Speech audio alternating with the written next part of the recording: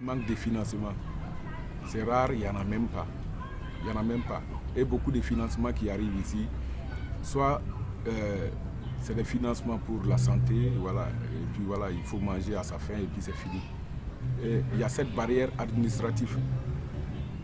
On nous demande des tonnes de papiers et du coup, il faut aller déposer les papiers à Ouagadougou. Nous sommes dans la deuxième ville, dans la ville économique. Du coup, il faut aller à Ouagadougou, déposer des dossiers, il faut aller par-ci, par-là. C'est compliqué pour nous. C'est compliqué, hyper compliqué. Donc le financement, c'est la chose primordiale. On n'en a pas. Et puis il y a cette difficulté pour les gens de travailler dans le domaine pour la jeunesse. Je l'ai dit tantôt, ici c'est la santé et puis il faut manger à sa faim.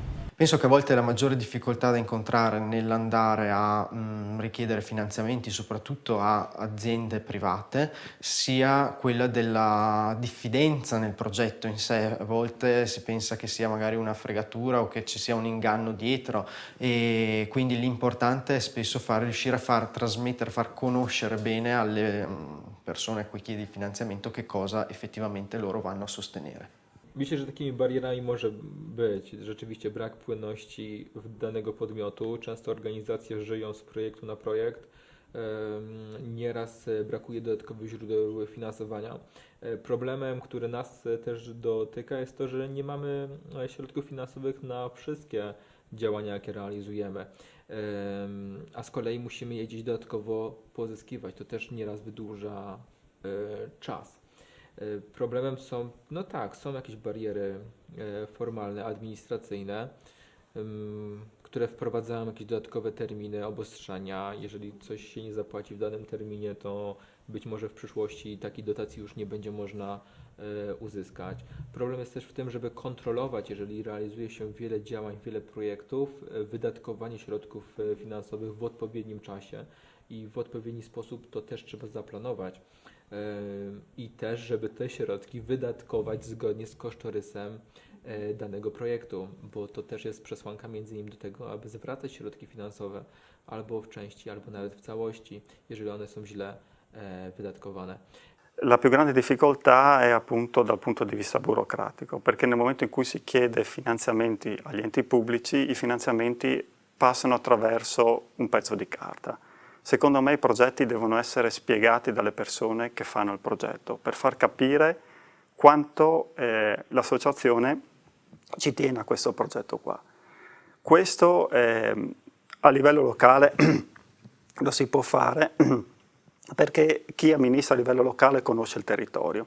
Nel momento in cui si va a chiedere finanziamenti a enti superiori, diventa tutto molto più complicato perché non riescono a percepire l'importanza del progetto che stai facendo sulla comunità. La difficoltà più grande che abbiamo avuto è quando abbiamo chiesto finanziamenti a livello europeo. Più facile paradossalmente ci sono i metodi di finanziamento dei privati, perché i privati comunque finanziano un progetto non tanto tra virgolette per il progetto stesso, ma tanto per la persona che va a chiedere il finanziamento. Quindi l'importanza della persona all'interno di un'associazione ti permette anche di arrivare ai finanziamenti. Najtrudniejsze jest to, że zawsze jest ograniczona pula finansowa, więc jakby nasze plany i marzenia zawsze są większe niż możliwości, jakie dostajemy dotacje. No i jakby trudne jest też to, że większość z nas jest humanistami i zajmujemy się literaturą i nie jesteśmy urodzonymi księgowymi, więc jakby pierwsze edycje festiwalu pod tym względem były bardzo bolesne. Jakby docieranie się, kto tak naprawdę ma się zająć tymi tabelkami, żeby w Excelu się wszystko zgadzało i żeby tutaj nie było wpadek. Mimo że jesteśmy humanistami, jakby udało nam się, jakby zawsze jest zgroza, trzeba iść do księgowych, chociaż bardzo mamy miłą panią księgową.